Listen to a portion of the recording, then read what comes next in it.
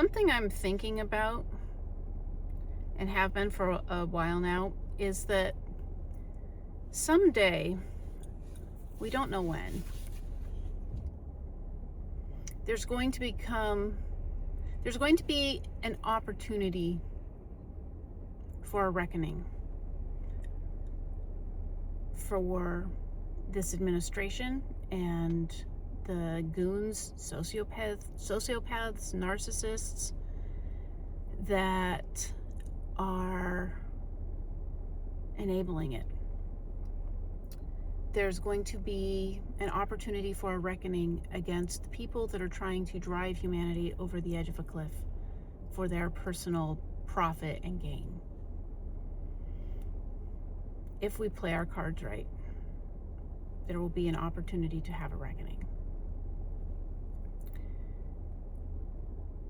And we're going to have to decide how to proceed.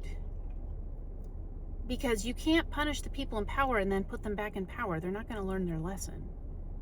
The punishment has to be removal from power. The punishment has to be accountable for the harm and the damage that their decisions are causing.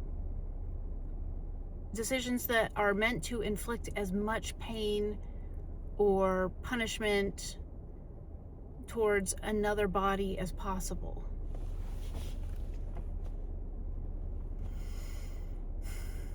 You can't tell these people what they're doing is bad when the time comes for it and then let them go back to it, doing the same thing all over again. There has to be accountability and punishment for the perpetrators of horrific crimes completely laid out in the Epstein files. I mean, there is so much evidence stacked against these people, and yet the current Department of Justice says there's not enough information, there's not enough evidence to indict any of these people for crimes, which is like, they're consolidating power at an incredible pace. And if the Trump administration is allowed to overturn birthright citizenship, if they are allowed to go after polling places and consolidate polling tabulation, it's game over for a long time. And once they are completely in power with no checks and balances at all to remove them from it, that's when the real crimes and the real horrors are really going to start.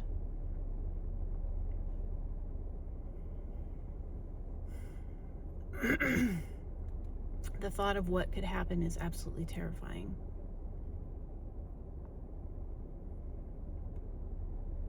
Nobody will be safe. And if you think you're safe, chances are you're on the table too, because 99.9% of us are disposable as far as the people that make the decisions are concerned. We're disposable. We're just money until it's no longer profitable for us to stay alive.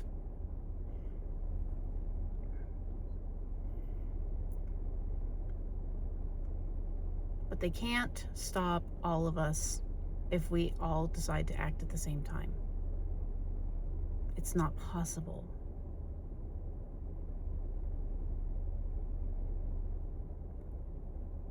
I've been raised on a steady drip of justice fiction in movies and books and stories, kids' books, ideas, thoughts. The good prevails. The bad guys, they come into power and it seems like all hope is lost, and like that it's at a critical tipping point.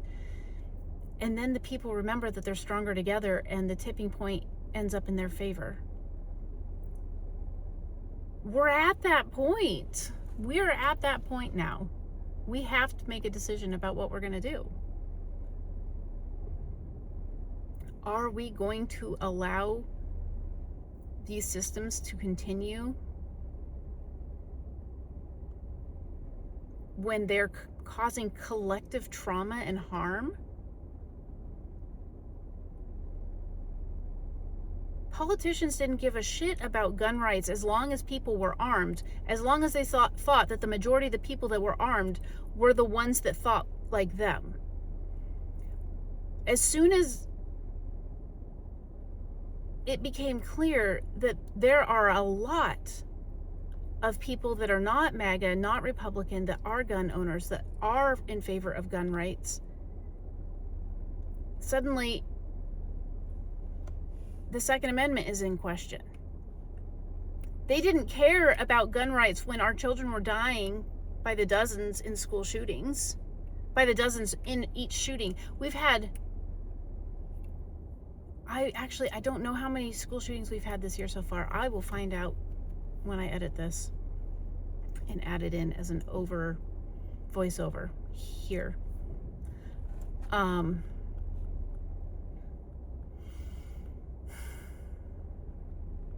They didn't care about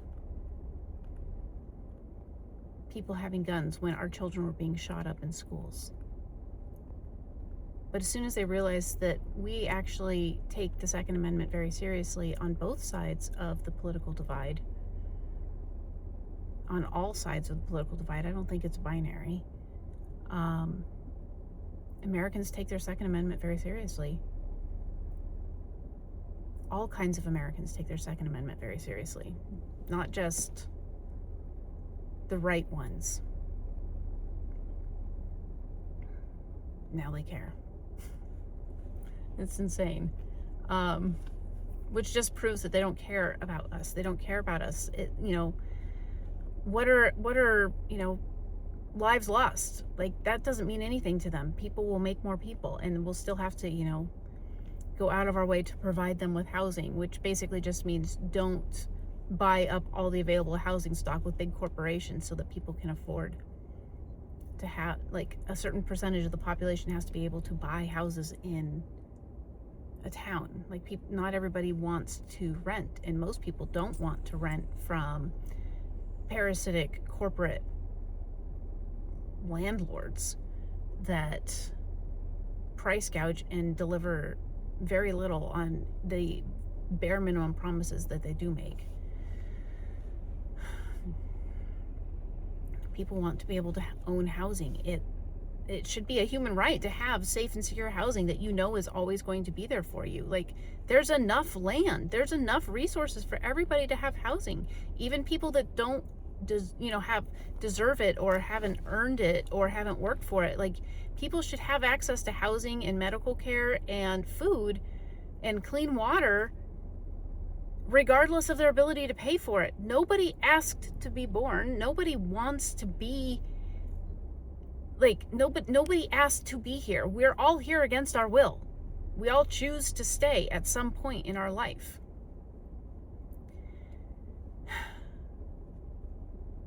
And then we're told that in order to survive this world, this life, and not end up in prison, you have to perform mental health correctly. Like, it takes a lot of mental health to be housing stable, food stable, financial stability, familial stability. Like, it takes mental health, and it takes at least, enough mental health between enough adults in a household to perform all those things correctly so that you don't end up getting fined or taxed or sent to prison. Like, if you don't have enough mental health to properly care for your children and they end up being severely neglected, you're going to jail, whether or not you have mental health problems, because you've neglected and abused your children. It's not a just system. It doesn't look out for people. It penalizes you for existing outside of the norm. Do we want to live in a world where that continues to happen? Because that's what happens in individualistic cultures and societies. Shit like that would not happen as much in a society where community and communal care for each other was commonplace. If somebody was struggling with postpartum depression, she's not going to risk being committed to a facility. She's going to have people taking care of her and making sure the baby's taken care of so that she can get the care and the help that she needs until she recovers and she can do it herself. She's not penalized for it. because there's support networks. There's people looking out for each other. They don't want us to have that because we're more valuable to them as individuals. Everybody needs a car. Everybody needs a phone. Everybody needs an iPad. Everybody needs their own devices. Everybody needs 30 pieces of clothing for every season, and it needs to change and update regularly. Otherwise, people are going to think that, you're a poor. And also, we're going to make all these clothes out of the cheapest material using the absolute cheapest, nearly slave labor industries to manufacture these clothes, and they're not actually going to last more than a season anyhow, even if you really want to take care of them. And nobody's taught skills on how to repair clothing and fix things when they get holes in them, and it's usually not even worth it to repair and fix these clothes because they're made out of such thin, shitty, fragile material because it's, quote, trendy, but what it really is just cheaper to manufacture, and they can sell it to you more frequently because it breaks down more quickly.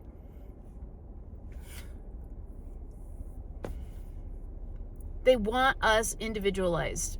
They make more money off of us that way, and it goes into their pockets. The rich keep getting richer, and the poor keep getting poorer. And the rich people consolidate their wealth through stolen labor and stolen wages. We're not getting paid living wages. Some people are. The majority of people in entry-level work are not getting paid enough money to survive on in the way that minimum wage was originally designed. To maintain a standard of life, a lifestyle standard from, 50, 60 years ago, 70 years ago. The only way to maintain that kind of a lifestyle, minimum wage would have to be $150,000 a year. It's an insane amount of money when you think about it. I've never made $100,000 a year in my entire life, and I'm 44. I mean, over time, sure, I've accumulated that much, but I've never earned $100,000 in a year. I've had to figure out how to survive on way less than a middle-class lifestyle. And I feel like a middle-class lifestyle should be the absolute bare minimum that we're willing to accept. These are our hours. This is our life. We're selling a resource that cannot be replenished. Our life, our time. We're selling it to them. And of course they're going to pay us as little as they possibly can get away with. That way they make more money off of our resource. We are the ones in control. We are the ones in power. They need us way more than we need them. Because if we lived in stronger communities and we looked out for each other, we wouldn't be so beholden to so many of these parasitic companies that just suck the life out of everything that is good. Boy, that was a rant, huh? All right, I'm going. Bye.